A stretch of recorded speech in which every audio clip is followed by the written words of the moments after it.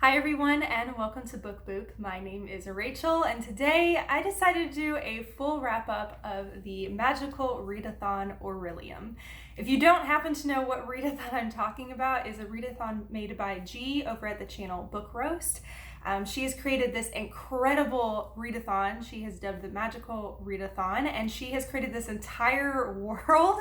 It's so intricate. She created all these different types of beings and characters and a map and a magical school and all these sorts of things, and it's really incredible. And this is kind of like almost a prelude before the kind of main magical readathon, which will start next year, I think in April or May. And this is actually the Novice Path readathon, to where we are traveling to the magical school of Orilium. So kind of traveling to a type of Hogwarts, as it were. And there are 7 prompts to fulfill to reach Orilium. However, you only have to fulfill 2 of the prompts to actually make it there. But there are 7 prompts total if you so chose to read and do all 7 prompts. I really wanted to do all 7. I chose a book for each prompt, and you can't double up on prompts, so it has to be 7 separate books, and I chose 7 separate books, and I thought it'd be fun to do an entire wrap-up for this readathon to see how I did. So first of all, I almost made it. I got through 6 books, so I got so close. I'm really sad I didn't get to do all 7 prompts. However, I'm glad that I at least got through 2, so I technically made it to the magic school, so go me. One of the things that you can do in this whole readathon is you create your own character, and there's like a whole sheet that you fill out and you can create this character, and there's some prompts that you can fulfill to create your character as well. However, I don't have to finish those until before I can have time before April to get that done. I didn't have to do that this month, so I didn't have those on top of it. I just had the Novice Path, the things I had to do to get to the school. So that was a long explanation, but I'm just going to talk about every single prompt and what book I read for that prompt and what I thought about it. So let's go ahead and jump in, okay? All right, so the first one is the Novice Path. Can't say that word. Novice Path entrance. Read a book with a map. So the book I chose for this one was actually on my Kindle, but I will hold up a picture of the cover for you. And I chose A Pinch of Magic by Michelle Harrison. This is a middle grade story that is very, very popular and is highly rated and has a lot of hype behind it. This story follows these 3 sisters who are trapped on an island because their family has a curse on it that if they were to leave the island, they would die within 24 hours. And so these girls decide that they are not going to accept their fate, and they want to see if they can break this family curse that has been attached to their family for generations and generations. So that sounded like a really interesting concept. Again, I had heard so much hype and so many good things about it. However, it didn't really quite hit me right. I think part of it is because I wasn't entirely in the mood to read this book.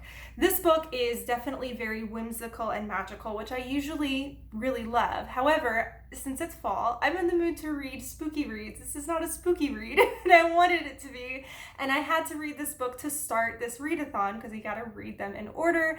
And I think I just wasn't in the mood to read it. And because of that, I didn't really connect with the characters a whole lot or the story a whole lot. And I kind of just wanted to get through it, which is a bummer because I think I let the hype get to me on this one. I think I just had it way too high up in my expectation of how much I was going to love it, and I didn't end up loving it as much as I would have liked. I ended up giving it 3 out of 5 stars. However, I will say it is a really good book.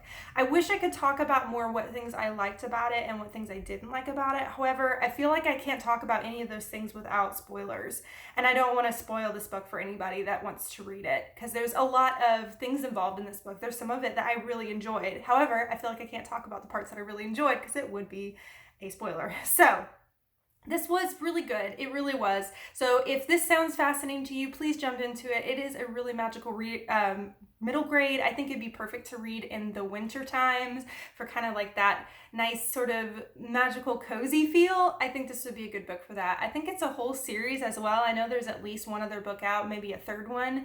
I personally don't think I'm going to continue the series. Ended up getting 3 out of 5 stars for me. Maybe if I'm in the mood to try to read more, I will, but as of right now, I think I might be good on this one.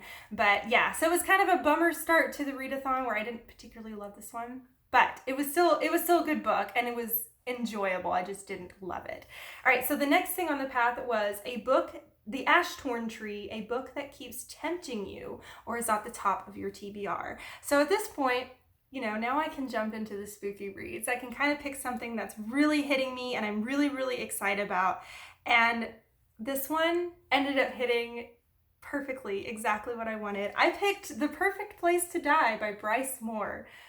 This cover is really creepy. The name of the book is really creepy. And I freaking loved it. It was fantastic. I really enjoyed this book a lot. So this book is interesting in that it is a definitely very spooky book. However, it is technically a historical fiction.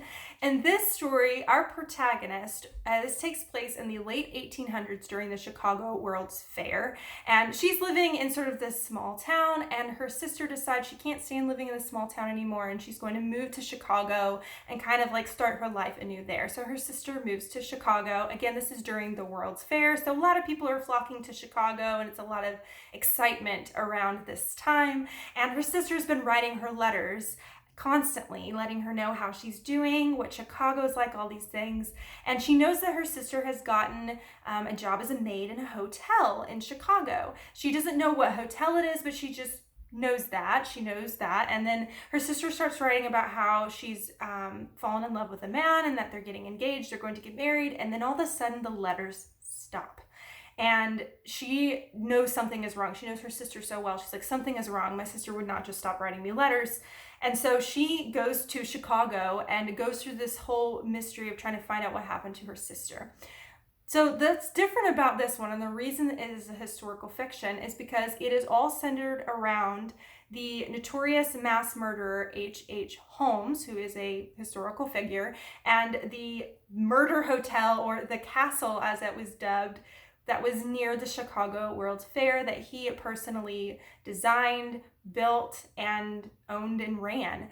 And I personally have a morbid fascination with H.H. Holmes. I cannot believe somebody's brain and heart and just conscience can be that horribly broken, because he murdered hundreds of people. Like, we still don't know to this day how many people he actually murdered. But he built this hotel, like, with all sorts of, like, secret passageways and creepy things to, like he basically turned the rooms into like gas chambers sneakily, so he could like gas people, and like he could murder people in his hotel. Super creepy. Getting back to what the main part of the story is.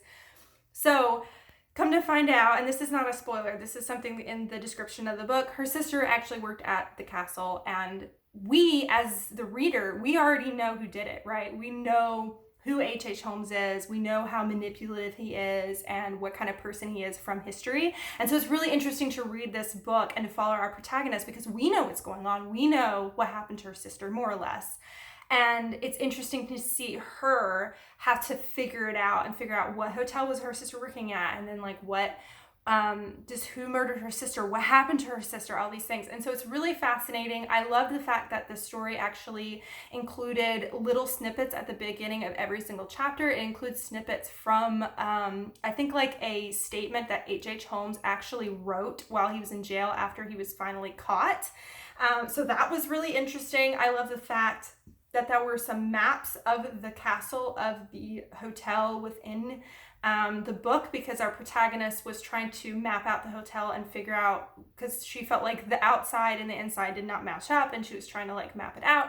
And so it was really interesting to see the map and kind of the concepts of like, this is what the castle was like, and this is what, because it doesn't exist anymore. It was torn down years and years ago, and there is a post office, I think, in its place right now on the grounds itself, but the hotel is not there anymore. It hasn't been for a long time. So anyways, I really enjoyed this book. Even though you would think it'd be a little bit boring knowing who the murderer is, right? And just watching our protagonist figure it out. But it was so fun. I love the time period. I have a morbid fascination with H.H. Holmes. It is like a great mashup of Stalking Jack the Ripper by Carrie Maniscalco and Devil in the White City by Eric Larson. That's the best way to describe it, is that mashup. And it was so fun. So I give it 4 out of 5 stars. It's definitely creepy. It's definitely disturbing. And I freaking loved it. So I feel like that was a long explanation for this one, but I really enjoyed it. So if this interests you, I highly recommend, and it just recently came out. So it's a newer release. It's a lot of fun. Lots of dark, spooky, disturbing fun, but it's a good time. So I had a great time fulfilling that prompt. After that is the Mist of Solitude. Read a standalone. And for this one, I had a spooky middle grade I've had on my TBR cart for a very long time, and I was excited to finally get to it. And that is The Year of Shadows by Claire Legrand. This cover is gorgeous, as most middle grades are. I just love them, and I loved the premise of this story. So we are following this young girl, I believe she's 12 years old, and her mother has left home, and her father is a conductor and like leader of an orchestra. And the orchestra is failing, it's not doing well, and because of that, they have to move out of their home, and they lose their home, and they actually have to move into the concert hall. And this concert hall, along with the orchestra, is kind of crumbling and falling apart, and she's embarrassed with the fact that she's basically homeless and she's having to live in this concert hall.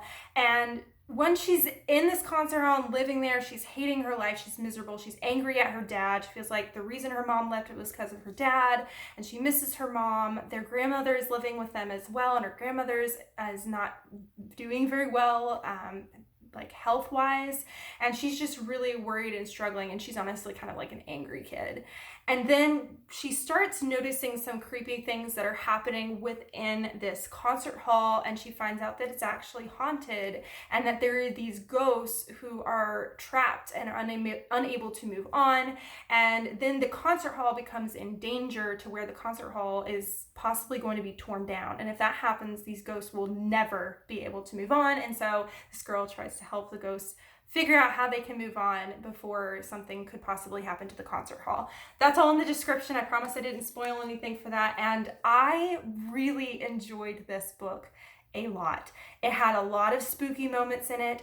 I loved all of the musical references. There were lots of classical pieces that were referenced within this book. And I loved the fact that in the back of the book, all those pieces are listed. So you can go and listen to the music. And the author even encourages like having those pieces of music playing in the background for different portions of the book to kind of help you get the vibe of some of the feel in the book. And I loved that. As someone who is a string player and I've grown up playing in orchestras, I just thought that was really, really cool. I loved that aspect of it. The ghosts were so lovable, but they were spooky too. Like the descriptions of them in the book were truly scary. Like if I were to see those ghosts in real life, even if they're like nice, like which they were friendly to her, they sound terrifying to look at. I will say that. So it's definitely spooky. This actually hit, as you can probably tell from the description of the book, from what this girl's going through, it hit on a lot of hard topics too that were difficult. I mean, the fact that her mom left and she is mourning that, and the fact that she's angry at her dad, and she's worried about not only the fact that they lost their home, but now that they could lose their livelihood. Her father will lose the orchestra, that they'll lose this concert hall that they're currently living in, and if that happens, they're homeless. And like there's lots of dark things she's dealing with, and obviously she's dealing with depression and anger and anxiety. And I like it when I get to see that in a character, even in middle grade. I love getting to see that and to show kids like there's a lot of magic and whimsy in life, but there are a lot of hard things in life too, and that's okay. And I love that within this book. So I truly loved this. This was 4 out of 5 stars. I really hope more people read it. I bought this on a whim, not having seen anybody else read it, and I would love to see more people read this book because it's just great. It was so good. There's also really great illustrations in this book too, which I really love to help suck you into the story. So highly recommend this one. This one was a lot of fun and is perfect for spooky season if you're still looking for some books for that. Okay, the next one is Ruin of the Sky. Read a book featuring ghosts or haunted house or other supernatural elements. So this was, again, right up my alley. I love the premise of a haunted house, and I kind of took this and ran with it and went with something a little different. It's not necessarily a haunted house. I read Horror Story by Grady Hendrix, which I've also had on my my reading cart here for a while, and I was so excited to finally get to this because this is about, if you look at this, it looks like an IKEA catalog, which I think is just genius. I love the whole styling of this book. This is actually about a store, a knockoff store to IKEA. and it's haunted. It's about a haunted IKEA type store, which sounds amazing. And it pretty much all takes place within one night. There are some things that have been happening in the store, like when the employees come in the next morning, there are things that have been moved around or damaged or things like that, but they aren't really catching anything on the cameras. And so some of the employees stay overnight to see if they can find out what's going on. And then all hell breaks loose, horror ensues. And it's a great time. I love the style of this book. I love the fact that the book is styled to look kind of like a catalog, and just the whole thing is fantastic. I just love the look of it. I love how spooky it was. I love Grady Hendrix' horror writing style because there's always a lot of little extra something to it. Like this one is kind of this IKEA thing, and the book is stylized to look like that. It helps kind of suck you into it. You've got the best friend's exorcism book that he wrote, and the cover looks like this 80s VHS tape, like from like this really campy horror movie, and there's a lot of like 80s references in it, and like I don't know, there's just a lot of nostalgia that seems to kind of evoke from his books, which is really cool. And this one I really enjoyed a lot. It was genuinely creepy, even though it's kind of laughable to think about like a store that's haunted, especially if you've been to an IKEA. Like the first floor that you go to and you walk through is basically a floor that's set up with all these different furniture pieces, but they're set up as like these little home picturesque kind of things, so you can view like what some of these pieces will look like in a kitchen or a living room, and it's like these tiny little model rooms throughout. And it's just such an interesting idea, like what if you were there at night when most of the lights are off? It's pretty spooky. And the whole idea of this one is this store was built on top of land that used to be a notorious jail, and the jailer, the person that ran this jail, had a lot of very questionable things that he would do to the people that were within the jail. He would do different things to help cleanse the people that had been put in jail. And it ended up creating, because it was like built on top of the land for that, it was haunted by like that jailer and just the people that were in the jail. And it was really spooky. There were some genuinely like horror moments. There were a few moments that grossed me out because it's genuinely horror. This is it gets kind of intense sometimes, but I loved this. I loved the length of it. I loved that it read very quickly, and I had a great time with it. I didn't particularly connect with the characters all that much, but I did just like the story. I also really loved how it ended. I won't say how it ended, but I liked the feel of the ending of this one, which is always nice, because horror books, you never know how they're going to end. Usually if you have horror, you kind of have to get used to the fact that most likely it's not going to be like a happy ending. It's not like wrapped up in a neat little bow. But I love the ending in this one and the feel of the ending. I just thought it was the perfect kind of feel for the end of this book. So I highly recommend this one. This is my favorite Grady Hendrix book I have read, and I can definitely say I recommend it. It was a lot of fun. I gave it 4 out of 5 stars, and I had a blast with it. So again, another good recommendation if you're looking for a spooky book for spooky season. All right, next, I've got 2 more books left to talk about. Obsidian Falls. Read a thriller or a mystery book. And this one, I didn't know if I was going to love it or not, but I had it on my TBR cart for a while, and I was really excited to get into it. And that is The Silent Companions by Laura Purcell. Laura Purcell, I think, is how you pronounce it.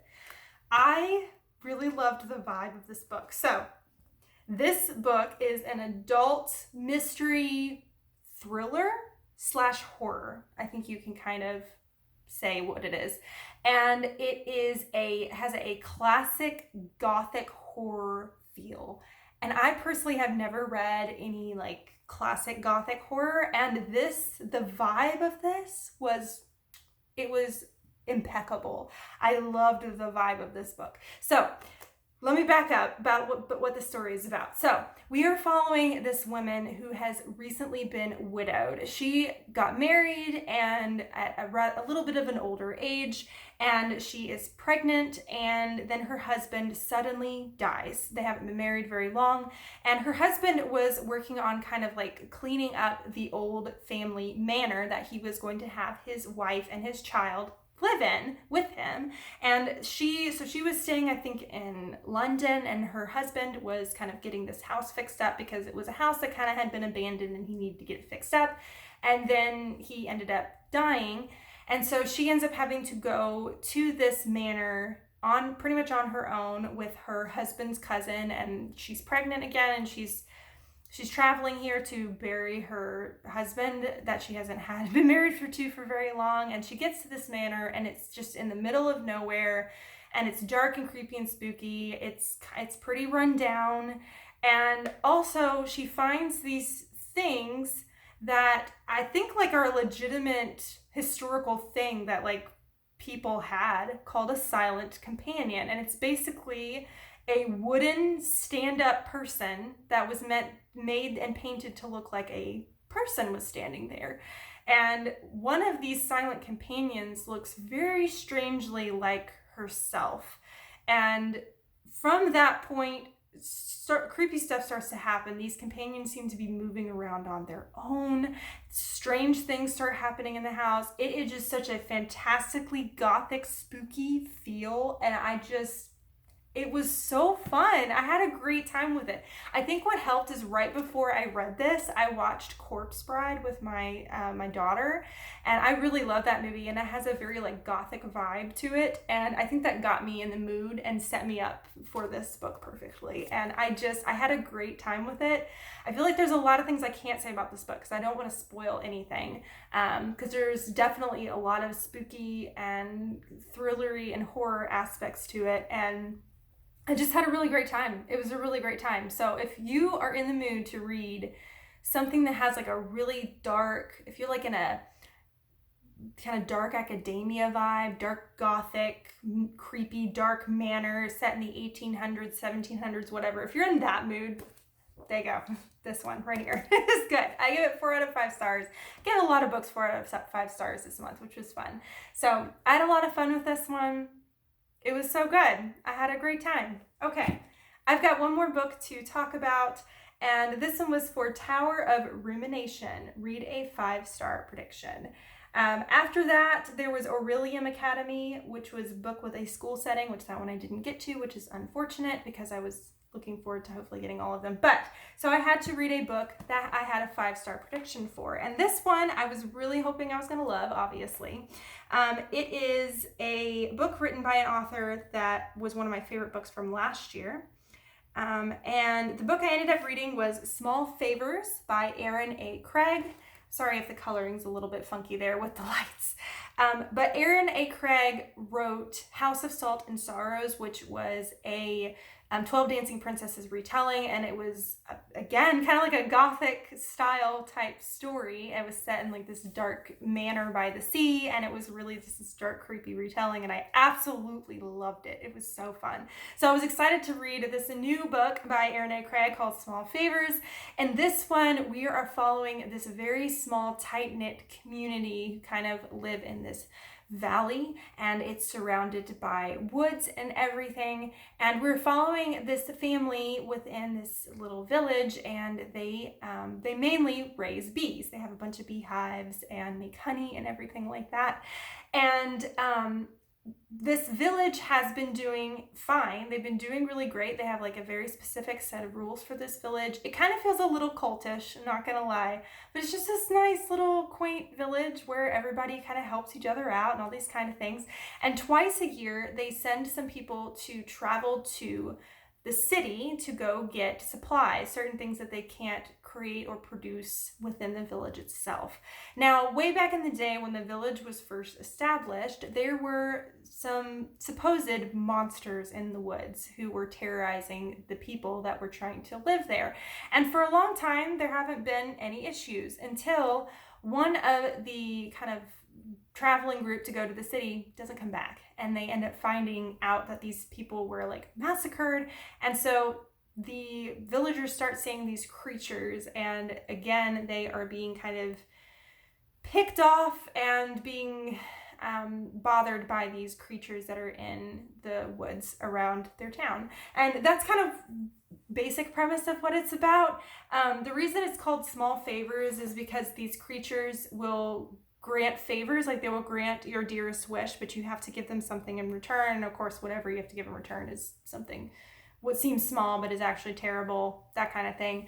And I was so excited about this because I really enjoy books that are centered within a small town atmosphere. I was interested to read the small village type thing. I personally have never seen the movie The Village, but a lot of people were kind of putting those two together and saying kind of that movie was the same kind of vibe with this book. And I will say that I did enjoy it. I did. I didn't like it as much as House of Salt and Sorrows. It felt a little bit long. This is almost a 500-page book. So the story kind of dragged a little bit for me. And also there was, yes, I was expecting more supernatural elements to it. There definitely were. However, because of the way that the supernatural elements became involved with this village, there was a lot of small town bickering, a lot of domestic issues is mainly what the focus was. A lot of pointing fingers, this person did this person did that, things escalating and escalating until it becomes really violent. So it was more focused on sort of like domestic issues and domestic violence within this village that was being caused by supernatural elements. However, the main focus was kind of seeing this village fall apart and just seeing these people who claim to be really good and kind just sort of devolve into these people that only cared about themselves, and they were willing to like risk and harm other people to get what they wanted. Like it got dark, definitely. And I did enjoy it. It was just a little bit long for me, and it was a little bit too focused on sort of the elements of the relationships between all the different villagers versus it being more focused on maybe like an outside supernatural type thing. I don't know. Hopefully that makes sense. But I did enjoy it. I gave it 4 out of 5 stars as well. It was a good time. It just wasn't 100% what I expected. Also, for me personally, I felt like the ending just cut off too fast. I felt like it just ended very abruptly, which kind of bothered me too. That always bothers me to say, like I feel like a book's too long, but then the ending's too short. That always makes me kind of frustrated. So I felt like that in this one, but I do recommend it. It was good. If you like the idea of kind of like this small village, almost like slightly culty feel, then I think you would really enjoy this. And I liked a lot of the focus on honeybees and taking care of the hives and that kind of stuff too. I thought that was really interesting. So again, 4 out of 5 stars. It was a good time. But all right, that is how I did on the Magical Readathon. I'm pretty happy with it. Again, I would have really loved to have actually read all 7 books. I was going to read the Mary Shelley Club for the kind of like school setting one, and that one was going to be kind of dark and spooky and obviously a school setting, but that's okay. I will get to read that again at some point, and I did still make it to Orilium, so I am excited to see what it's going to look like taking magical classes at Orilium next year. I'm excited to see what's going to happen with the Readathon, but this was so much fun. I had a great time with it, and I thought the prompts were fantastic. Let me know, please, if you also participated in the Magical Readathon and how it went for you. Did you end up reading all the prompts that you set up for yourself? Did you end up enjoying a lot of the books you read? Also, let me know, too, if there's any of these books that I mentioned today that you've read. I would love to be able to talk with you about them. On this side of the video over here is my logo. If you click on that, you can subscribe to my channel and follow me on my book journey. On this side of the video over here is a suggestion for another video if you'd like to watch another one right now. But thank you so much for watching. You rock. Don't forget to keep reading. Bye!